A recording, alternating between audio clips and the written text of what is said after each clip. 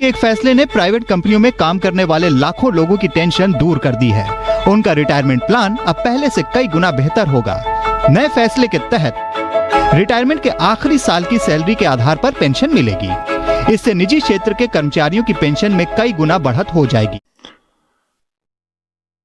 नमस्कार, ईपीएस 95 के पेंशनधारकों, आपके लिए बहुत ही अच्छी खुशखबरी निकलकर सामने आ रही है। आज की ताजा अपडेट में बताया जा रहा है कि कर्मचारी पेंशन योजना में पेंशन पाने के लिए नौकरी के दौरान कर्मचारी की सैलरी से कुछ हिस्सा पीएफ फंड में जमा होता है और कुछ हिस्सा ईपीएस पेंशन फंड में जमा होता है। ये दोनों फंड कर्मचारियों की मासिक सैलरी से काटे जाते हैं।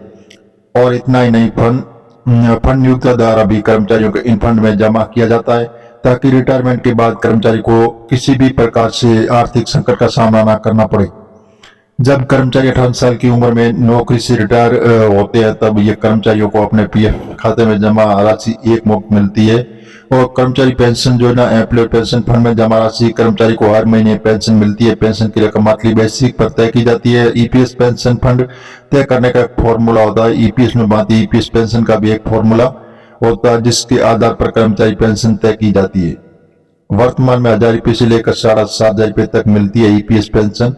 तो आज के समय में कर्मचारियों को कर्मचारी पेंशन योजना में 1000 रुपये से लेकर 7,500 रुपये प्रति माह तक की पेंशन मिल रही है। ये पेंशन कर्मचारियों की नौकरी के दौरान किए गए ईपीएस पेंशन योगदान के आधार पर तय की जाती है और इसकी गणना तक फॉर्मूला से की जाती है। लेकिन ज्यादातर कर्मचारियों को ये पता भी नहीं होता है कि पेंशन फंड की गणना कैसे की जाती है।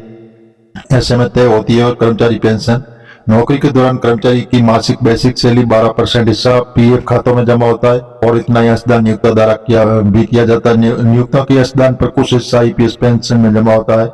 और कर्मचारी पेंशन योजना एम्प्लॉयर पेंशन स्कीम के मासिक बेसिक सैलरी 8.33% हिस्सा जमा होता है। हालांकि पेंशन योग्य सैलरी की अधिकतम सीमा 15,000 रुपये। ऐसे में पेंशन फंड हर महीने अधिकतम 1250 रुपये जमा सकता है। ईपीएस में ऐसे होता है पेंशन कैलकुलेशन। ये कैलकुलेशन का फॉर्मूला मंथली पेंशन योग्य सैलरी इंटू ईपीएस खाते में जितनी कंट्रीब्यूशन रहा इससे अगर किसी भी मंथली सैलरी आखिरी 5 साल की सैलरी का औसत 15,000 रुपये, नौकरी की अवधि 30 साल है तो उसे सिर्फ हर महीने 6,828 रुपये ईपीएस पेंशन मिलेगी। कर्मचारियों की नौकरी के दौरान कर्मचारी पेंशन योजना के तहत जमा होने वाली पूरी राशि सरकार के पास जमा होती है। इसका लाभ कर्मचारियों को रिटायरमेंट के बाद मिलता है।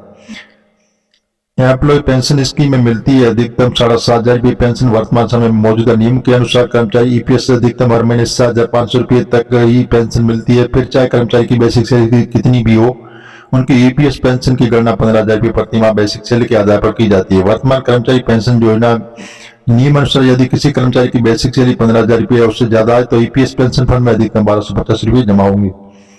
और बेसिक सैलरी 10,000 रुपये ईपीएस में हर महीने 833 रुपये जमा होंगे। कर्मचारी रिटायरमेंट ईपीएस पेंशन फंड की कैलकुलेशन भी अधिकतम 15,000 रुपये ही मानी जाती है।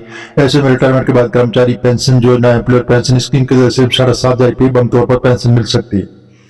हम मीडिया आधारित आपको बता रहे हैं, सरकार से ऐसी कोई घोषणा नहीं हुई है। आप ऑफिशियल वेबसाइट पर जाकर चेक कर सकते हैं। इसी वीडियो में इतना ही और मिलेंगे नई वीडियो के साथ। नए और पहली बात तो चैनल को सब्सक्राइब जरूर कर लीजिए ताकि इसी प्रकार की जो नई अपडेट है वो आपको मिलती रहेगी।